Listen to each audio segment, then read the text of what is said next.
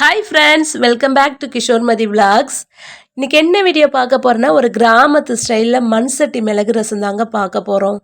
சில சமயங்களில் ரொம்ப ஹெவியாக சாப்பிட்ருவோம். சாப்பிட்றப்போ தெரியாதுங்க, சாப்பிட்டதுக்கு அப்புறம் தான் டைஜஸ்ட் ஆக முடியாமல் கஷ்டப்படுவோம். அவங்களுக்கான நல்ல ரெசிபி தாங்க இந்த மிளகு ரசம். ரொம்ப ரொம்ப ஈஸியான ரெசிபி, ரொம்ப ரொம்ப ஹெல்த்தியானதும் கூட. வாங்க இதை எப்படி செய்யலான்னு வீடியோக்குள்ளே போகலாம். அதுக்கான இன்க்ரீடியன்ட்ஸ் இப்போ நான் ஒரு பிளேட்டில் எடுத்து வச்சுருக்கேன் பாருங்கள். மிளகு, சீரகம், கருவேப்பிலை, பூண்டு, வரமிளகாய். இப்போ எடுத்து வச்சிருக்கிற மிளகு சீரகத்தை ஒரு குட்டி உரலுக்குள்ளே மாற்றிக்குவோம். இதை நல்லா இடித்து எடுத்துக்கலாம். பாருங்க, இப்போ நான் நல்லாவே இடிச்சாச்சு. இதை இப்போ நம்ம ஒரு மண் பாத்திரத்தில் மாற்றிக்குவோம். இது கூட நம்ம எடுத்து வச்ச 2 பூண்டு, 2 வரமிளகாய், கொஞ்சம் கருவேப்பிலை நல்லா இடித்து மிளகு சீரகத்தை கூட சேர்த்துக்குவோம். எலுமிச்சம்பழம் சைஸில் புளியை எடுத்து தண்ணி கூட கரைச்சி 1 ஸ்பூன் மஞ்சத்தூள் சேர்த்து மிளகு சீரகத்தை கூட வடிகட்டி சேர்த்துக்கலாம். இப்போ தேவையான அளவு உப்பு, ஒரே ஒரு தக்காளி பழம் போதுங்க. நல்லா கையிலேயே பிழிஞ்சு விடுங்க. நீங்கள் மிக்சியில் அரைச்சி சேர்க்கணுன்னு தேவையில்லைங்க. கையில் பிழிஞ்சு விட்டாலே அதோட டேஸ்ட்டு சூப்பராக இருக்கும்.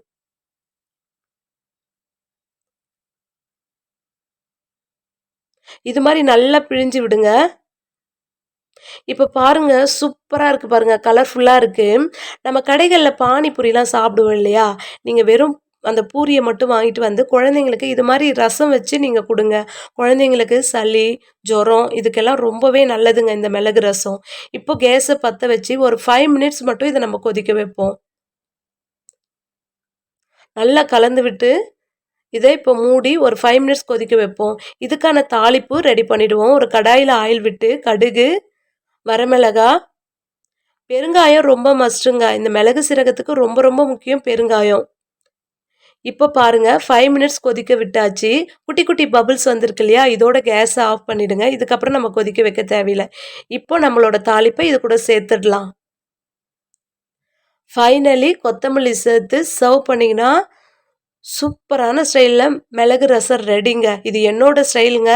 நீங்களும் கண்டிப்பாக வீட்டில் இது மாதிரி ரெடி பண்ணி செஞ்சு பாருங்கள். சூப்பராக இருக்கும்.